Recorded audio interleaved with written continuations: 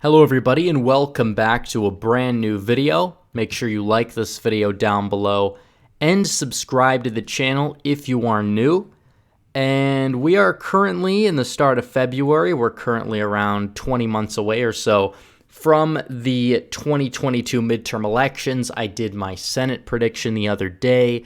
At the start of the month, I would like to do my governor's prediction for the midterms. Sometime maybe this month or next month, we could do a House prediction.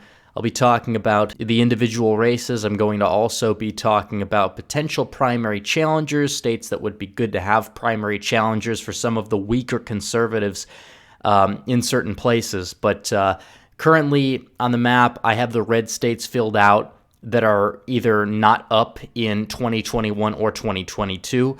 And the same thing for the Democrat states. The reason why is because they're not going to be up. I don't really believe that for the next election, Kentucky's governor race is going to be safe blue. So don't get confused by that. I wanted to put that disclaimer out there. But first, I do have to tell you guys about my good friends over at Noble Gold. So we're in a brand new year. It's 2021. It deserves a fresh start. We're going to have a new look at everything. We got a new administration in Washington. So it might be time to look at Noble Gold security option. Yeah, security. It's like damp proofing, but it keeps the government from your savings like the damp from your floors. How? By using gold and silver in your own IRA. You get to insulate it from the market, so if anything bad happens, you'll be safe and dry. COVID, market crash, vaccination worries, don't worry, you'll be fine. Remember, if you want to play it safe and protect your investments, take out a gold IRA this month, and Noble Gold will gift this stunning solid silver, 5-ounce Apollo 11 commemorative coin from the U.S. Mint. It's quite something, I'll tell you. So visit noblegoldinvestments.com right now and find out more about future-proofing your investments. So all right, let's get started. So we already filled out the states that are not up in 2021 or 2022. We're going to now get to the states that are going to be up in 2021. We have two of them. We have the state of Virginia and the state of New Jersey. Former Governor Terry McAuliffe is supposedly the front runner in the state of Virginia for the gubernatorial race this fall. Republicans are going to be running a former Speaker of the House, I believe, in Kirk Cox for Virginia. I think that seat is probably a likely Democrat seat. Similar thing up in New Jersey. I believe that seat will probably go to Phil Murphy, but I think the margin will be narrower than it was last time, especially if the Republicans can find a decent candidate to put up against him. So that's it for 2021. Now we will be headed on to 2022. I will fill out all of the states. We have 38 states, so we'll go pretty fast on some of them. On others, I think we may have to take some time and discuss. But in terms of Maine, I would say that the current governor, Janet Mills, is favored. I don't think it's a for sure thing that she is going to win, but I do believe that she will be favored, especially with ranked choice voting. It is probably going to help the Democrats in the state, either by a lean to likely margin, could go one of the two. In terms of the state of New Hampshire, you have Governor Chris Sununu. I think Sununu is going to go for the Senate seat. But if he doesn't, I think that it still is a chance at staying Republican. We don't know who the candidate is going to be at the moment. Right now, we'll put it as tilt R. I think that in a Republican wave year, or at least a Republican favorable year, Republicans will be able to win that seat up in New Hampshire. Vermont, if Phil Scott wants to run for Senate, he possibly can. If not, he can run for governor there, and for that reason alone, I think it's important. We'll just split the difference. It'd be safe, Red, if he didn't. We'll put it as lean to likely Republican. In the state of Massachusetts, Charlie Baker is eligible to run for a third term.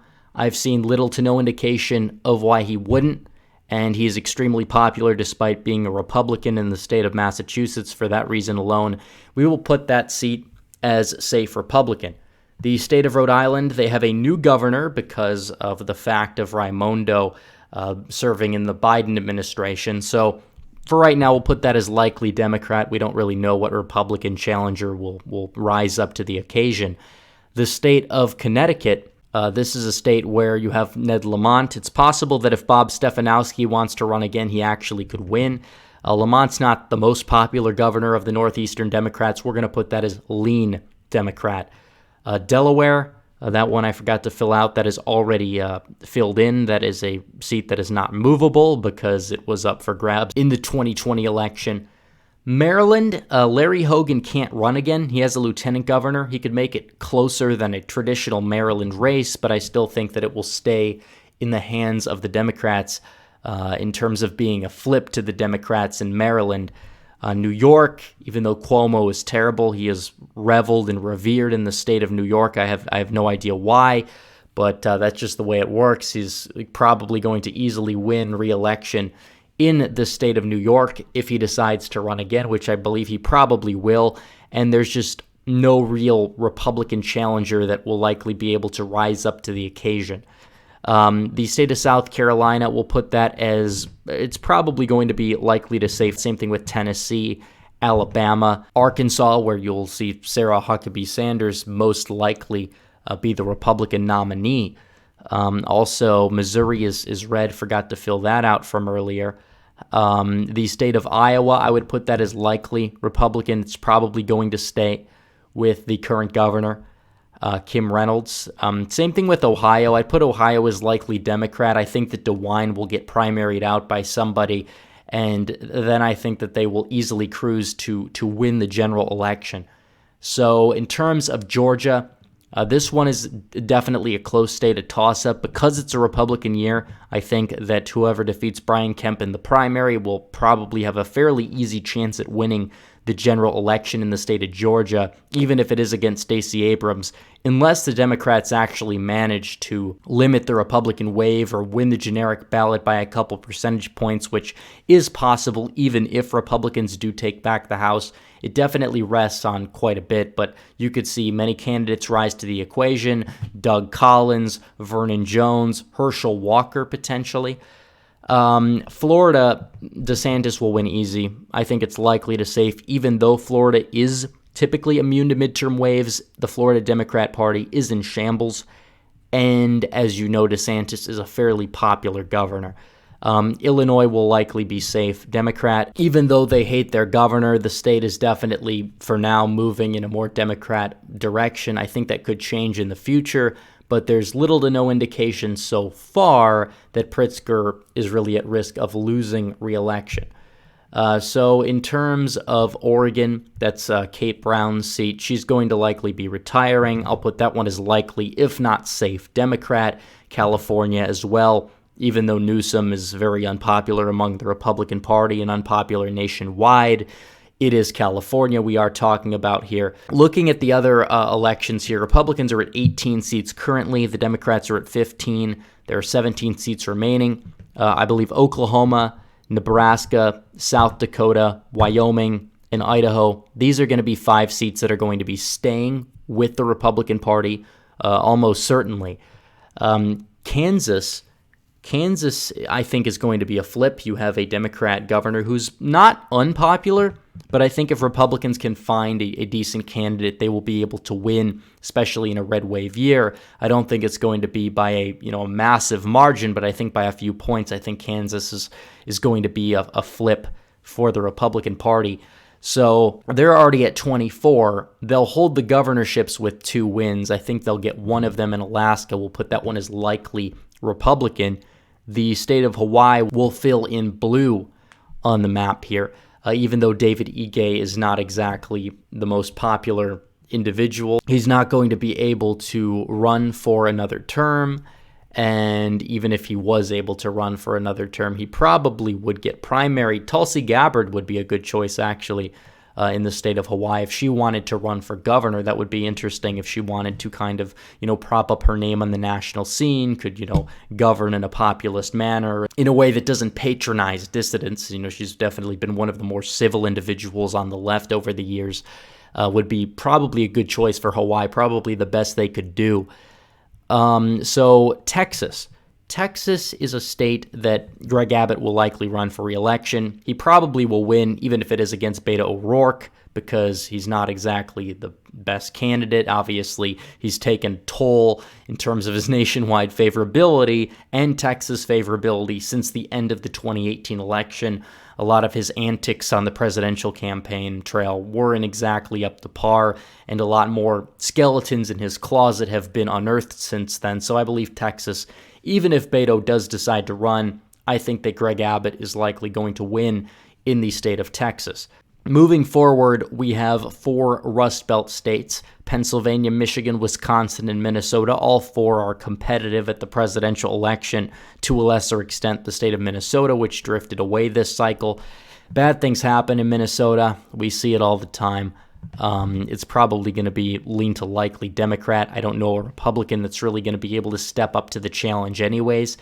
So Michigan, this is definitely a seat that I think Republicans would have a chance at if they found the right candidate that could channel the anti-Whitmer energy, but I don't see it right now. I don't see that candidate. Could they come out of the woodwork and win? Of course, but for right now, I just can't see it happening at the moment. I think it'll be close. Put it as probably lean Democrat. Pennsylvania, similar thing here. Really depends. I think that you could see Lou Barletta win the governorship there. I think we're going to put it as tilt Democrat because there's so much we don't know. This is way too early. Not only do we not have any polls, we can't really trust any polls that we have given how bad polls have been, especially this early, and the fact that we don't even know who the candidates are going to be, but this is an early estimation. I think Wisconsin, I think you're going to see a shocker here. I do believe Evers will be unseated by a very narrow margin. Whoever runs, I think if they put up a decent candidate, they should be able to win given the national environment, given the trends in the state of Wisconsin. So already 27 seats Republicans are going to hold the Governors Association, but there's 4 seats to go. Colorado, I would say, is going to likely stay in the Democrat column. I see no indication of Polis losing, and I don't exactly know who would be a good candidate to run against him. I like Tom Tancredo, but since he's strong on immigration, first and foremost, I'd rather have him run for Senate where he could actually make a difference, because either way, it's going to be a long shot. I don't really expect any of the Colorado seats to flip. So we have 3 more seats: Nevada, Arizona, and New Mexico. Nevada is going to be close. I actually think Republicans are going to be narrowly favored given the anger at Sisolak, given the red national environment that potentially could arise. I think that's a potential flip in the state of Nevada. It really depends on the candidate. There's a lot of potential candidates that could run, but we'll really just have to wait and see. A similar thing with Arizona. I think that given the national environment, we'll put Arizona in the tilt Republican category. I think that New Mexico could actually flip with Mark Ronchetti, who was actually a very decent candidate, very well liked in the suburbs, apparently outperformed Trump, had a narrow election loss than Susan Collins' election victory, contrary to what most of the election mafia expected to happen. So I think New Mexico is going to be put as lean given the national environment. I'm expecting an R+2 national environment. It could have been like an R+4, R+5 if you didn't have universal mail-ins and definitely some other things that could potentially happen. But either way, looking at the election map, Republicans will have gained several governorships. They would have lost the governorship in the state of Maryland in this map. They would also have gained the governorships of Kansas, Wisconsin, and Nevada in this map. Obviously, if Sununu doesn't run, New Hampshire probably would be tilt Democrat, and if Phil Scott was to run for Senate, Vermont would probably be safe Democrat. But in this map, I decided to go with the map that we have. I think that there's several candidates that can still win New Hampshire, especially because Republicans at the statewide level did extremely well in the 2020 election. They gained a lot of seats in the state house and the state senate, but just nationwide took a big step back. So I think statewide in New Hampshire, I think Republicans would still be favored. Nationwide, it's a little bit different, but this is the way I see the map right now. 29 for the Republicans, 21 for the Democrats. Disagree? Leave a comment below. It's fine. We are not always going to be in lockstep, so it's interesting to hear you guys' perspective.